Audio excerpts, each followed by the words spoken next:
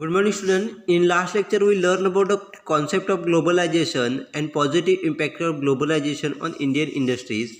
So, in today's lecture, we learn about the negative impact of globalization on Indian industries and growth of information technology and communication. So, we start with first negative impact of globalization on Indian industries. So the first is increase in competition. Globalization has increased competition in Indian market between the foreign companies and domestic companies. With the foreign goods being better than the Indian goods, the consumer prefer to buy a foreign goods. This reduces the amount of profit of the Indian industry company. This happens mainly in the pharmaceutical, manufacturing, chemical and steel industries.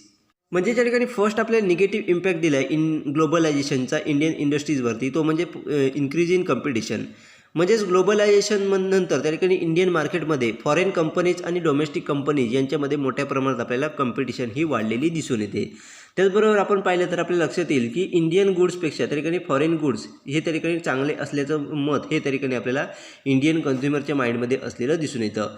त्यामुळे Indian consumer हे त्या ठिकाणी आपल्याला foreign गुड्सला जास्तीत जास्त preference आपल्याला देताना दिसून येतात व त्याच्या माध्यमातून फॉरेन गुड्स हे जास्तीत जास्त बाय करताना आपल्याला दिसून येतात.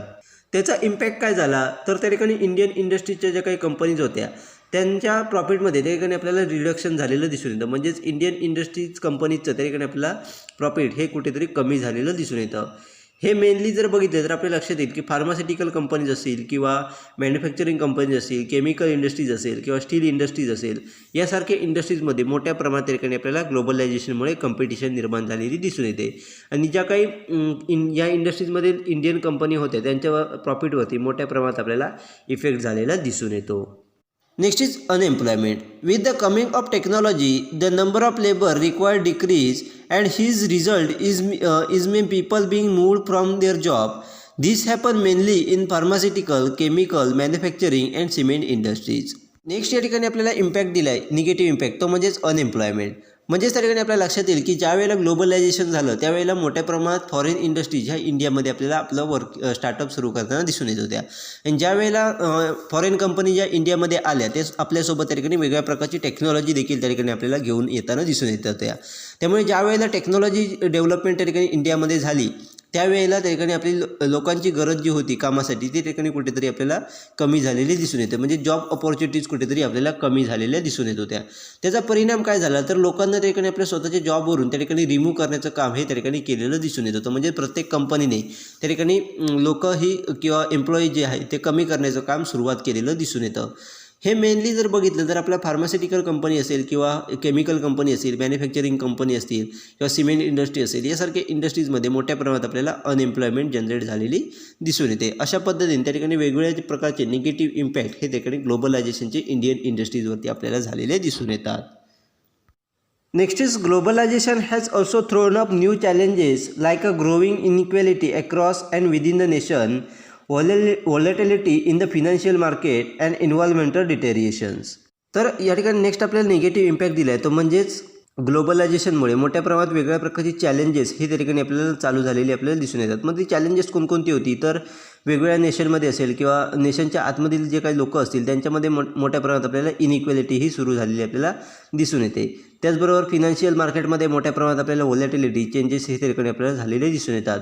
त्याचबरोबर इन्व्हायरमेंटल डिटोरिएशन्स म्हणजेच पर्यावरणाचा ऱ्हास देखील आपल्याला मोठ्या प्रमाणात त्या ठिकाणी ग्लोबलायझेशनमुळे झालेला दिसून येतो. अशा पद्धतीचे वेगळ्या प्रकारचे निगेटिव्ह इम्पॅक्ट हे त्या ठिकाणी आपल्याला झालेले दिसून येतात. Next is another negative aspects of the globalizations is that a great majority of developing countries remain removed from the process. या ठिकाणी आपल्याला इम्पॅक्ट दिला आहे तो म्हणजेच ग्लोबलायझेशनमुळे जी काही डेव्हलपिंग कंट्रीजमधली लोकं होती किंवा वेगळ्या प्रकारचे जे काही डेव्हलपिंग कंट्रीज आहेत त्या या पूर्ण प्रोसेसपासून कुठेतरी आपल्याला दूर असलेले दिसून येतात. म्हणजेच ग्लोबलायझेशनमध्ये त्या ठिकाणी डेव्हलपिंग कंट्रीज ज्या आहेत किंवा डेव्हलपिंग कंट्रीजमधल्या ज्या काही व्यक्ती असतील त्या ठिकाणी आपल्याला या प्रोसेसमध्ये इन्क्लूड झालेले दिसून येत नाहीत. अशा पद्धतीचे इम्पॅक्ट देखील आपल्या ठिकाणी झालेले दिसून येतात. Next is globalisation and poverty. Despite the progress in trade and investment, poverty remains one of the most serious international challenge. Next आपल्या ठिकाणी इम्पॅक्ट दिला तो म्हणजेच globalisation and poverty.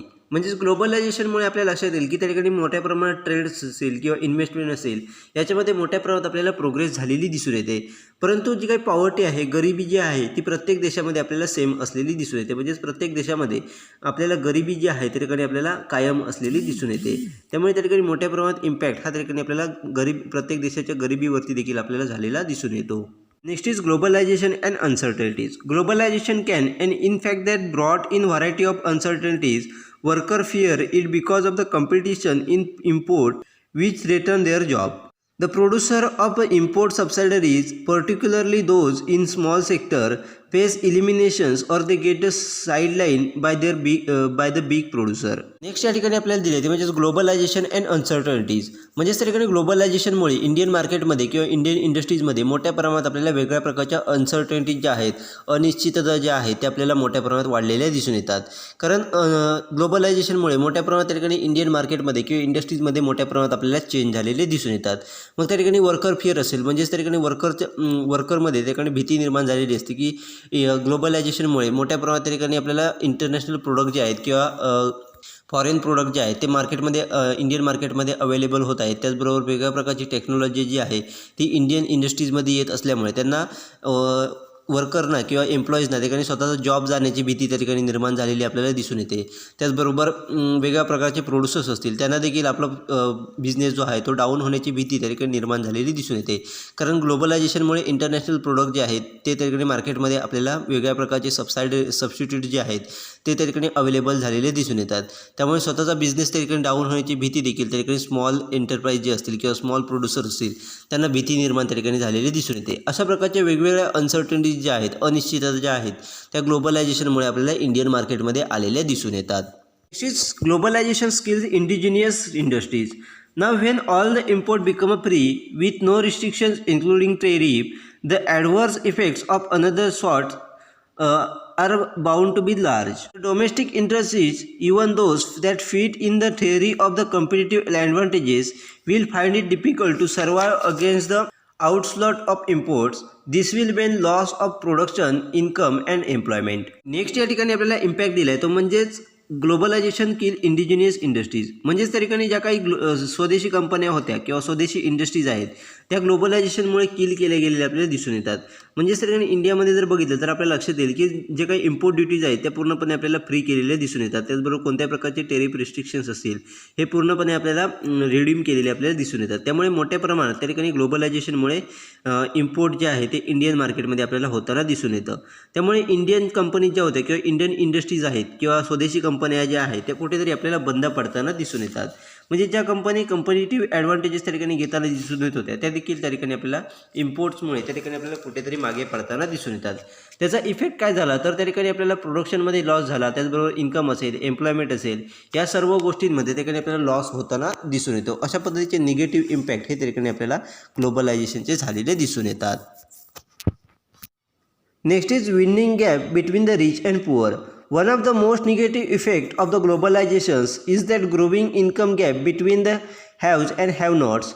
It is rightly connected that globalization has led to widening the inequality in the country. म्हणजेच next या ठिकाणी आपल्याला impact दिला आहे तो म्हणजेच winning gap between rich and poor. म्हणजेच गरीब आणि श्रीमंत यांच्यामधला जो काही गॅप होता तो आपल्याला मोठ्या प्रमाणात वाढलेला दिसून येतो. म्हणजेच त्या ठिकाणी आपण ग्लोबलायझेशनमुळे मोठ्या प्रमाणात त्या ठिकाणी हॅव आणि हॅव नॉट्स म्हणजेच श्रीमंत आणि गरीब यांच्यामधला जो काही गॅप आहे तो मोठ्या प्रमाणात आपल्याला ग्लोबलायझेशनमुळे वाढताना दिसून येतो. तर आपल्या इंडियामध्येच नाही तर सर्व कंट्रीजमध्ये त्या ठिकाणी ग्लोबलायझेशनमुळे गरीब आणि श्रीमंत यांच्यामध्ये मोठ्या प्रमाणात आपल्याला गॅप निर्माण झालेले दिसून येतात. अशा पद्धतीचे वेगवेगळ्या प्रकारचे निगेटिव्ह इम्पॅक्ट जे आहे ते ग्लोबलायझेशनमुळे इंडियन इंडस्ट्रीज असेल किंवा इतर कंट्रीजवरती देखील आपल्याला झालेले दिसून येतात. Next concept is growth of information technology and communication. म्हणजे ज्या ठिकाणी आपल्याला communication and information technology growth कशा पद्धतीने इंडियन मार्केटमध्ये झाली आहे त्याची या ठिकाणी इन्फॉर्मेशन आपल्याला दिली आहे ते आपण आता पुढे पाहणार आहोत. Information and communication technologies for development ICT 4D refers to use of information and communication technologies ICTs in the field of socio-economic development, international development and human rights. The theory behind this is that more and better information and communication further the development of the society. ICT is often used and extended synonyms for the information technology, but is a more specified term that stresses the role of unified communication and integrations of the telecommunication. Computer as well as the necessary enterprise software, middleware, storage and audio-visual systems which enable the user to access, store, transmit and manipulate the information. म्हणजे त्या ठिकाणी आपल्याला सांगितले की त्या ठिकाणी ICTचा use करून म्हणजेच इन्फॉर्मेशन अँड कम्युनिकेशन टेक्नॉलॉजीचा यूज करून मोठ्या प्रमाणात आपल्याला इन्फॉर्मेशन अँड कम्युनिकेशन टेक्नॉलॉजीमध्ये डेव्हलपमेंट ही केलेली दिसून येते.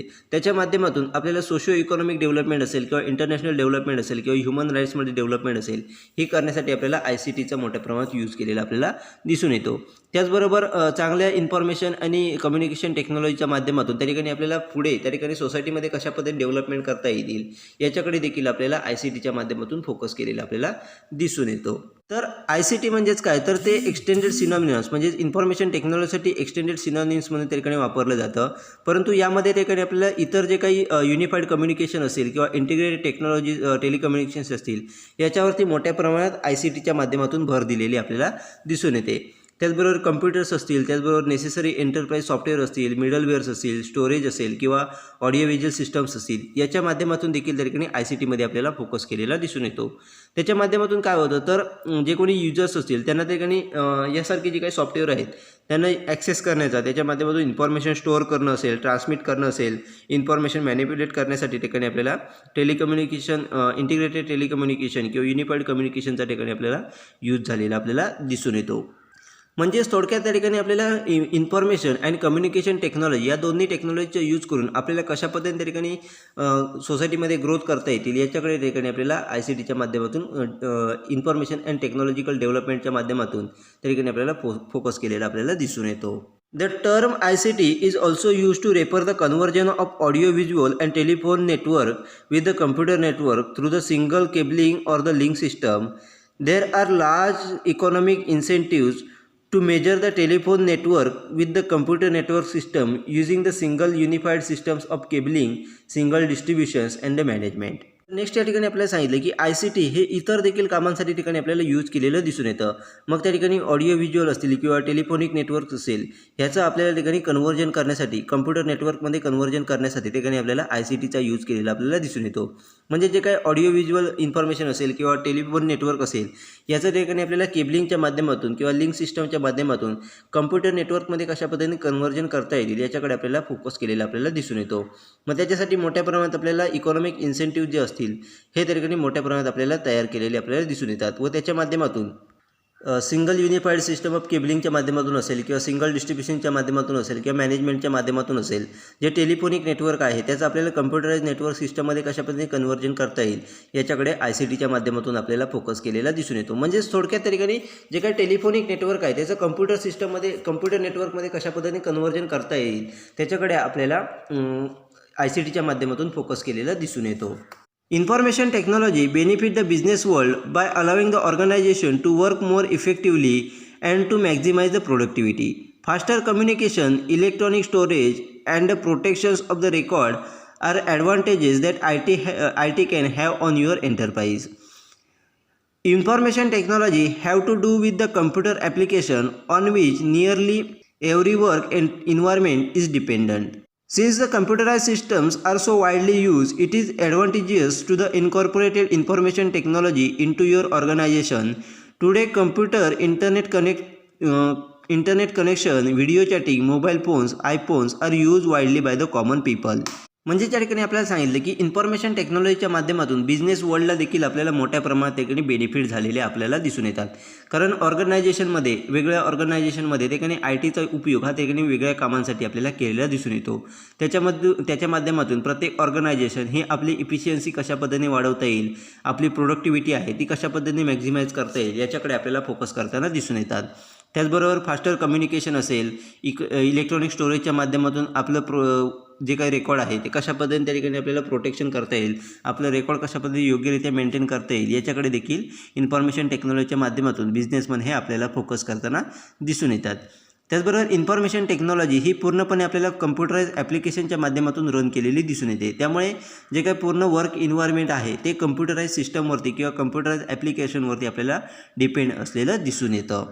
त्यामुळे सध्या जर बघितलं तर कम्प्युटर सिस्टम जे आहे ते पूर्णपणे आपल्याला मोठ्या प्रमाणात ऑर्गनायझेशनमध्ये यूज केलेले आपल्याला दिसून येतात. त्याच्यामुळे प्रत्येक ऑर्गनायझेशनला आपली इन्फॉर्मेशन टेक्नॉलॉजीच्या माध्यमातून मोठ्या प्रमाणात आपल्याला इन्फॉर्मेशन शेअरिंगसाठी किंवा वेगवेगळ्या प्रकारच्या कामांसाठी ठिकाणी मोठ्या प्रमाणात ॲडव्हान्टेजेस हे निर्माण झालेले आपल्याला दिसून येतात. त्याचबरोबर सध्या जर बघितलं तर प्रत्येक व्यक्तीजवळ त्या ठिकाणी आपल्याला कम्प्युटर्स असेल किंवा इंटरनेट कनेक्शन असेल, व्हिडिओ चॅटिंग असेल किंवा मोबाईल फोन्स असेल, आयफोन्स असेल हे त्या ठिकाणी अवेलेबल असलेले दिसून येतात. त्यामुळे आपल्याला प्रोडक्टची ॲडव्हर्टायझिंग करणं असेल किंवा इतर कामांसाठी देखील त्या ठिकाणी आपल्याला इन्फॉर्मेशन टेक्नॉलॉजीचा यूज झालेला आपल्याला मोठ्या प्रमाणात दिसून येतो. In 1960s and 1970s, the use of information technology was confined to only workplace like a business corporate, banks, hospitals, institutes, etc.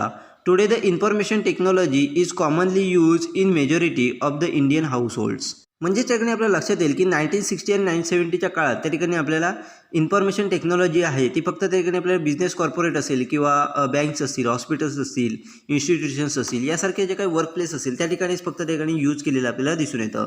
परंतु सध्या जर बघितलं तर इन्फॉर्मेशन टेक्नॉलॉजी जी आहे प्रत्येक इंडियन हाऊसहोल्डमध्ये, प्रत्येक घराघरामध्ये त्या ठिकाणी आपल्याला इन्फॉर्मेशन टेक्नॉलॉजी ही यूज केलेली आपल्याला दिसून येते. अशा पद्धतीने मोठ्या प्रमाणात इन्फॉर्मेशन टेक्नॉलॉजी आणि कम्युनिकेशनची ग्रोथ ही इंडियामध्ये आपल्याला झालेली दिसून येते.